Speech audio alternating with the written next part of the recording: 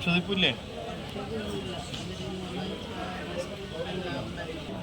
മുത്തപ്പനിയും അല്ലേ? ാഴ്ച മുമ്പേതുമായിട്ട് ആ മുദ്രായോഗ്യ കൊണ്ട് കാണാത്തമായ ശ്രീവിണി റാവൃത്തിയാവുണ്ണി ആയിട്ട് തീർന്നിട്ട് അല്ലേ? ഔഷധം കൊണ്ട് വലിയാണ്ട് വരുത്താതൊക്കെ ഉണ്ട്. പിന്നെ നിങ്ങൾ നാനിക്കുന്ന നിലത്ത് നിന്ന് ജലം വീഴാണ്ട് വരുത്താതെ മുത്തപ്പൻ സംരക്ഷിച്ചെന്നാ പോരെ വന്നേക്കാം കേട്ടോ. ായിട്ട് മുത്തപ്പനാവചനം ചെയ്യുന്നുണ്ടല്ലോ അല്ലേ? മയനന്ത്രപ്രസിദ്ധങ്ങൾക്ക് എടുത്തു പതി മനോഹരമായിരിക്കുന്ന രാജധാനി നിർമ്മാർജ്ജനം ചെയ്യിപ്പിച്ചു പാണ്ഡവന്മാരെയും സർവ്വരാജാക്കളെയും ജയിച്ചു ഇഷ്ടകാര്യത്തെ സാധിപ്പാനൊക്കെ എടുത്ത കാലം മുത്തപ്പൻ്റെ നാരിക്കുന്ന മുന്നിൽ വന്നിരുന്നു അല്ലേ? പറഞ്ഞിരിക്കുന്ന നിങ്ങളുണ്ട് അല്ലേ? എന്താ പോട്ടെ